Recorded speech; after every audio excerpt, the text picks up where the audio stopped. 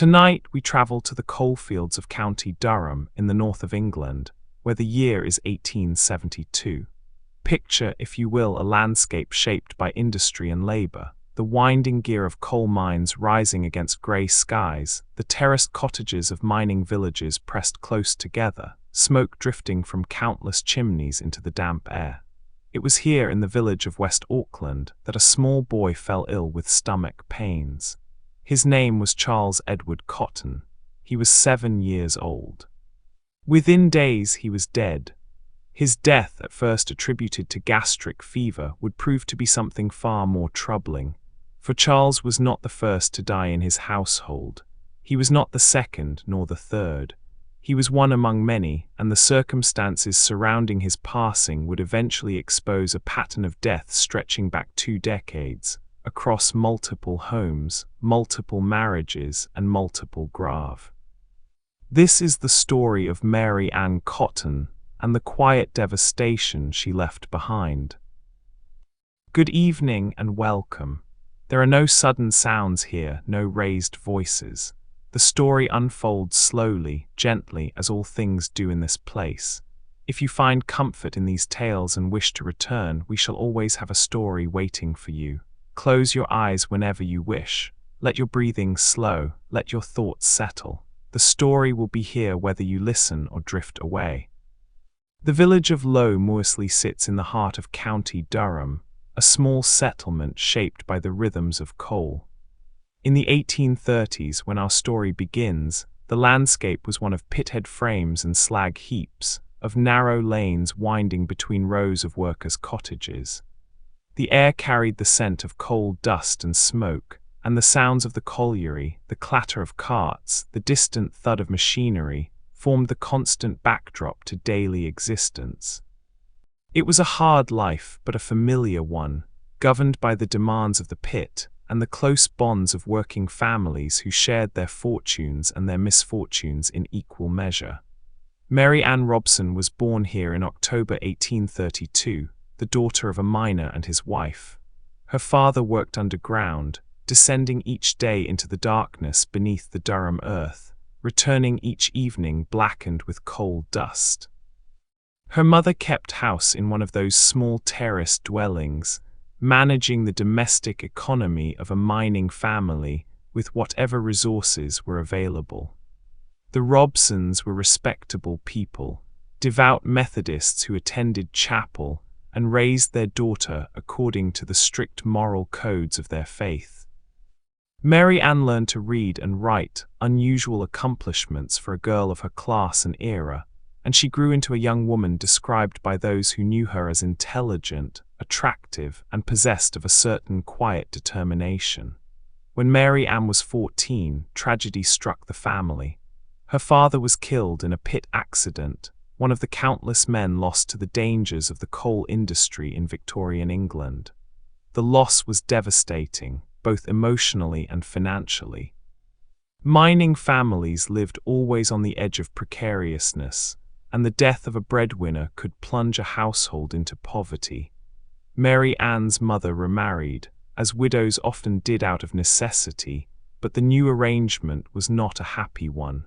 The sources suggest tension between Mary Ann and her stepfather, and she left home at 16 to seek work elsewhere. She found employment first as a nurse at a local infirmary, tending to the sick in an era before modern medicine, when disease was rampant and treatments were primitive. Later, she worked as a dressmaker, a respectable trade for a young woman of her station. These were the years of her formation, the years in which she learned to navigate the narrow options available to working-class women in Victorian England. Marriage offered the most reliable path to security, and in 1852, at the age of 20, Mary Ann married William Mowbray, a timekeeper at a colliery. She was beginning what would become a long and troubled journey through the institution of matrimony. The Mowbrays moved frequently in the early years of their marriage, following William's work from one mining community to another. They settled for a time in the south of England, in Cornwall and Devon, before returning north to County Durham. During these years, Mary Ann bore several children, perhaps as many as 8 or 9 over the course of the marriage. The records are incomplete, fragmented across parishes and registries, but what is clear is that few of these children survived infancy. One by one, they sickened and died, their deaths attributed to the gastric fevers and convulsions that claimed so many young lives in the Victorian era. Child mortality was grimly common in these communities, where sanitation was poor, medical knowledge limited, and diseases spread easily through crowded households. No one thought to question why so many of the Mowbray children failed to thrive. William Mowbray himself fell ill in January 1865. He had been suffering from what was described as an intestinal disorder, and he died after a brief illness. Mary Ann collected on a life insurance policy she had taken out on her husband, a modest sum that provided some financial cushion in the wake of his death. Insurance policies had become increasingly common among working-class families by the mid-19th century, offering a small measure of protection against the economic catastrophe of losing a wage earner. Mary Ann would make use of such policies many times in the years to come. She was now a widow with surviving children to support, and she did what widows of her class often did. She sought new employment and eventually a new husband. Within months of William's death, she had secured a position as a nurse at the Sunderland infirmary, where she tended to patients suffering from the fevers and ailments that plagued the industrial port.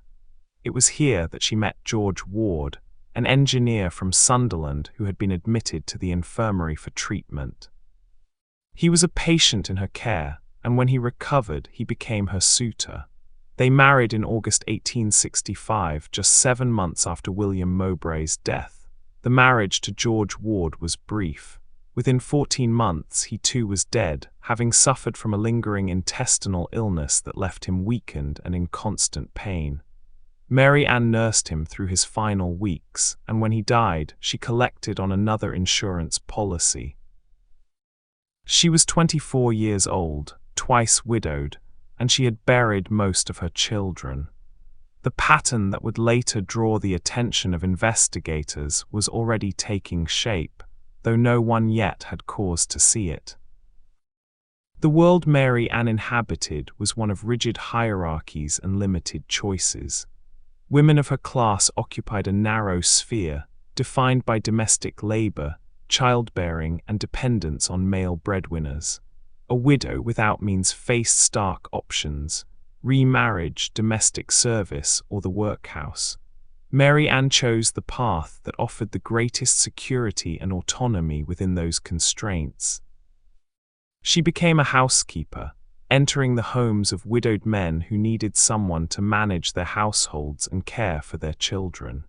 In 1866, she took a position in the home of James Robinson, a shipyard foreman in Sunderland who had recently lost his wife. Robinson had several young children who needed care, and Mary Ann proved herself capable and attentive. She moved into the household, assuming responsibility for the domestic arrangements, and within a short time she had become indispensable. Robinson was impressed by her competence and her manner, and their relationship deepened from employer and employee to something more intimate. But the Robinson household, too, was touched by death. Within weeks of Mary Ann's arrival, Robinson's infant son fell ill and died. The death was attributed to gastric fever, and while Robinson grieved, he did not suspect his housekeeper of any wrongdoing. Mary Ann's own mother, who had come to stay with her daughter during this period, also fell ill and died shortly thereafter. And then in quick succession, 2 more of Robinson's children sickened and perished. The household that had seemed so full of life was now shadowed by loss. James Robinson married Mary Ann in August 1867, making her his wife and the stepmother to his surviving children. It was a union born of grief and practical necessity, but it was not a happy one. The sources describe tensions between the couple, particularly over money. Mary Ann had accumulated debts, and she pressed Robinson to take out life insurance policies on himself and the children. Robinson refused.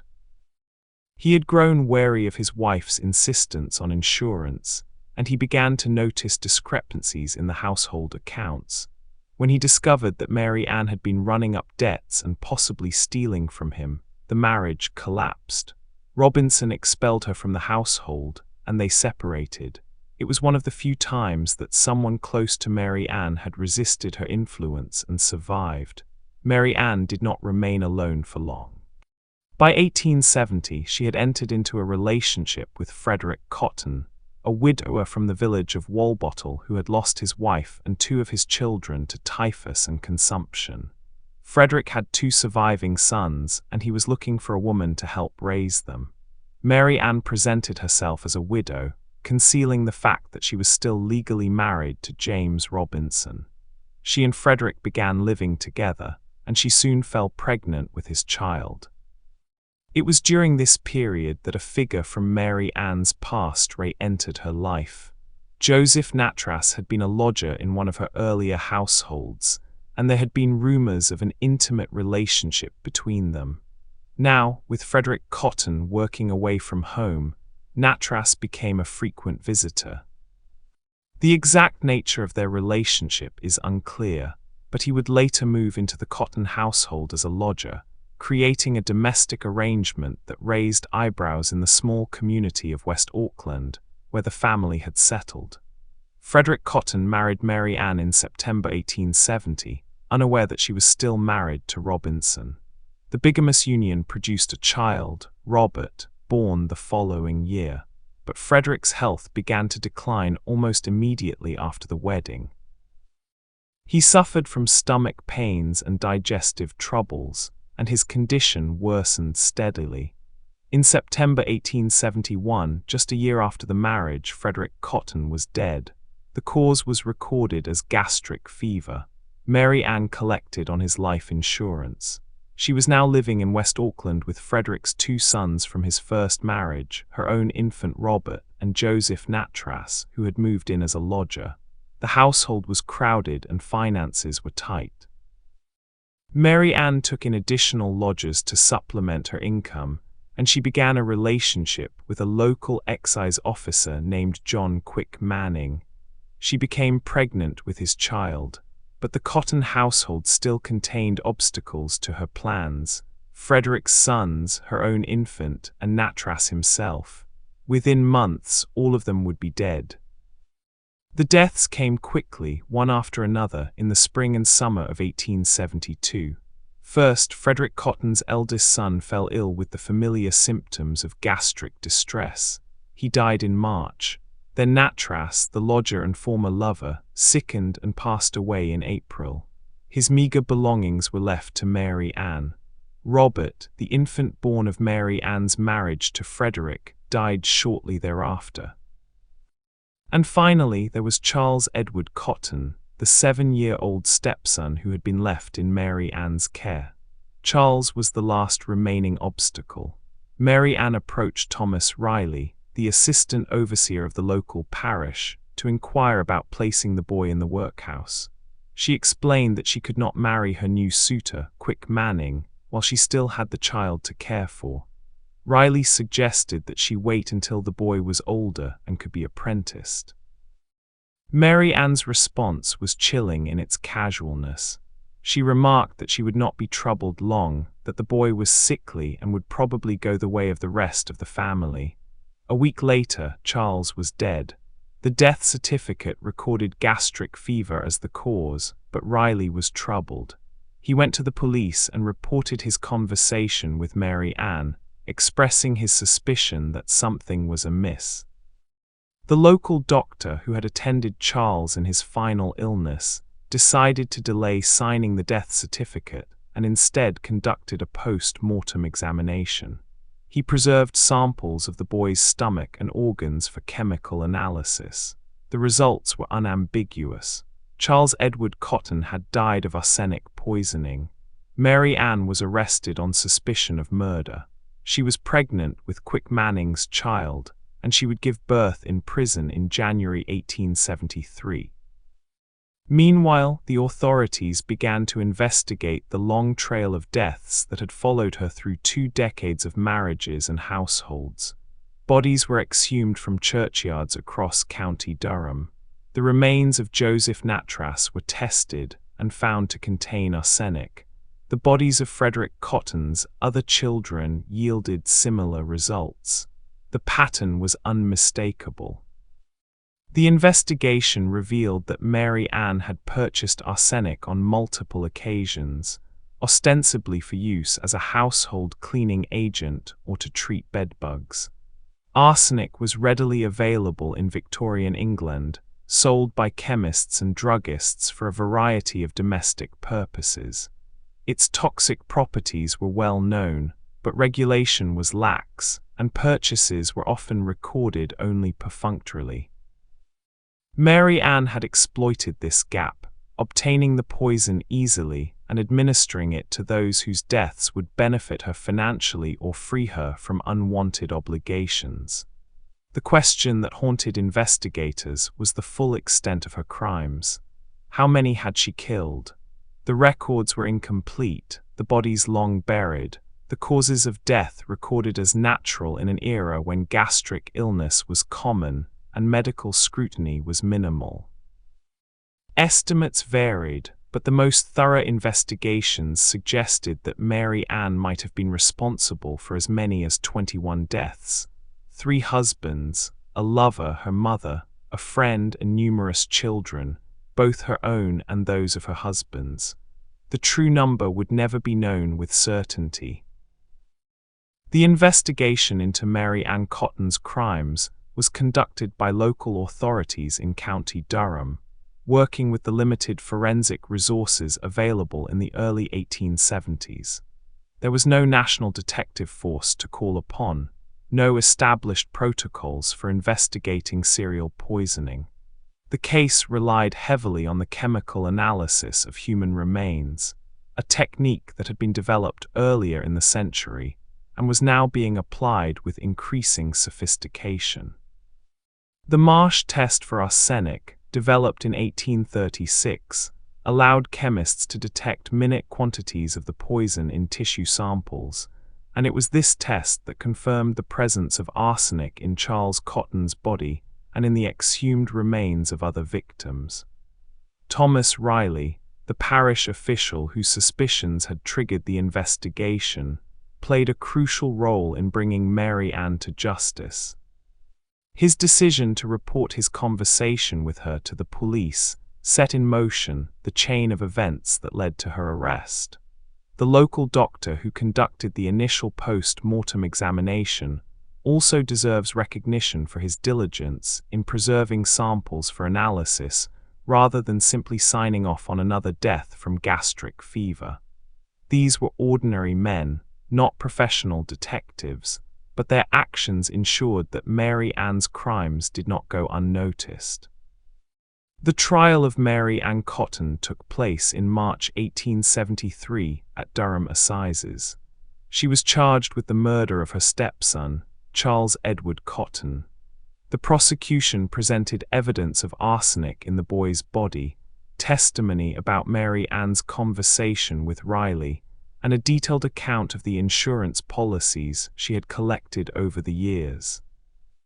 The pattern of deaths was laid out before the jury, husband after husband, child after child, all succumbing to the same mysterious gastric illness, all insured, all leaving Mary Ann as the beneficiary. The defense offered an alternative explanation.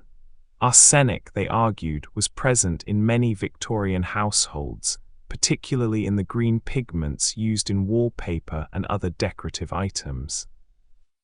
It was possible, the defense suggested, that Charles had been exposed to arsenic through environmental contamination rather than deliberate poisoning.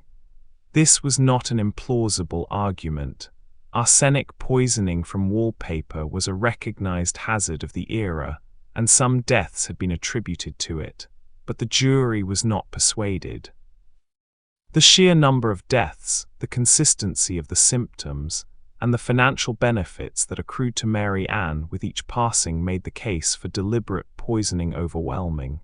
The jury deliberated for approximately 90 minutes before returning a verdict of guilty. Mary Ann Cotton was sentenced to death by hanging. She did not confess to the crimes, maintaining her innocence to the end. The sentence was carried out at Durham Gaol on 24 March 1873. The execution was reportedly botched. The drop was too short to break her neck, and she died slowly by strangulation. It was a grim end to a grim story. The immediate aftermath of the trial saw the Cotton household effectively dissolved. Mary Ann's surviving children, including the infant born in prison, were left without a mother. 2 of her children are recorded as having outlived her, though their subsequent fates are not well documented. The communities of West Auckland and Sunderland were left to reckon with the knowledge that a woman who had lived among them, nursed their sick, cared for their children, and shared their daily lives had been responsible for so many deaths. The press coverage of the case was extensive and sensational. Victorian newspapers portrayed Mary Ann as a monster, a black widow who had preyed upon her own family for financial gain. The reporting emphasized the violation of domestic trust, the perversion of the maternal and wifely roles that were supposed to define respectable womanhood. Mary Ann became a symbol of female criminality, a cautionary tale about the dangers lurking within the supposedly safe confines of the home. Today, the villages where Mary Ann Cotton lived and committed her crimes still exist, though they have changed considerably since the 19th century. West Auckland remains a small community in County Durham, its mining heritage largely a memory. The collieries that once dominated the landscape have closed, replaced by newer industries and residential developments. The terraced cottages where families crowded together, where children sickened and died, have been renovated or replaced. The specific houses where Mary Ann lived are not clearly identified in the historical record, and it is uncertain whether any of them survive. Durham City, where Mary Ann was tried and executed, continues to be dominated by its magnificent cathedral and castle, both of which predate her crimes by centuries. Durham Prison, formerly Durham Gaol, still operates as a correctional facility, though its function and conditions have evolved dramatically since the Victorian era. The gallows where Mary Ann met her end no longer exist, but the prison walls that witnessed her final moments still stand. The archives of County Durham hold records relating to the case, trial documents, newspaper reports, and various artifacts associated with Mary Ann's life and crimes. Local museums have occasionally displayed items connected to her story, using the case as a lens through which to examine Victorian crime and punishment. Her story has become part of the regional heritage, a dark chapter in the history of a county shaped by industry, hardship, and the struggles of working people. The question of how many people Mary Ann Cotton killed remains unanswered. The estimate of 21 victims is based on careful analysis of the deaths that occurred in her various households, but it cannot be verified with certainty. Many of her suspected victims were buried without post-mortem examination, their deaths attributed to the gastric fevers and childhood illnesses that were so common in the era. The incomplete state of civil registration records from the period means that some births and deaths may not have been recorded at all. We are left with a pattern, a probability, but not a definitive count. Modern scholars have revisited the case with new perspectives, examining not only Mary Ann's individual psychology, but also the social and economic conditions that shaped her choices. Victorian England offered few options for women seeking financial independence or escape from difficult domestic situations. The life insurance industry, still relatively new, provided a mechanism for converting death into money. The ready availability of arsenic, combined with the high background rate of mortality from disease, created opportunities for poisoners to operate undetected. Mary Ann Cotton was not unique. Other women were convicted of similar crimes in the same era, but the scale of her alleged offences and the intimacy of her victims set her apart. The case also illustrates the limitations of Victorian medical and legal systems. Doctors routinely certified deaths from gastric fever without conducting thorough investigations. Coroners accepted these certificates without question. It was only when the pattern became too obvious to ignore, when a parish official grew suspicious, and a doctor decided to preserve samples for testing, that the truth began to emerge. Mary Ann's crimes were enabled by systemic failures, by a society that did not look too closely at the deaths of working-class children and the illnesses of working-class men. And yet, at the center of this story are the victims themselves, the husbands who trusted her, the children who depended on her, the lodgers and relatives who shared her home. They were ordinary people, living ordinary lives, caught up in something they could not have understood or anticipated. Charles Edward Cotton was 7 years old when he died. He had lost his father, his siblings, and everyone he knew. He was alone with a woman who saw him as an obstacle. His death, and the deaths of so many others, deserve to be remembered not as sensational details in a crime story, but as genuine losses, genuine tragedies, genuine absences in the world. The village of West Auckland stands quiet now, its streets no longer echoing with the sounds of colliery work. The churchyards where the victims were buried have grown over with grass and moss. The names on the headstones, where headstones survive, have faded with time. But the story remains, passed down through generations, a reminder of what happened here and of the lives that were cut short. In closing, the evening settles over County Durham, as it has settled for a century and a half since these events took place. The hills roll gently toward the horizon, and the old mining villages rest in the gathering dusk. Somewhere in the quiet, the past lingers, held in the stones of old buildings and the pages of archived records. To remember is itself an act of respect, a way of honoring those who can no longer speak for themselves. Thank you for listening. If you have found comfort here, you are always welcome to return. Rest well. A peaceful night to you.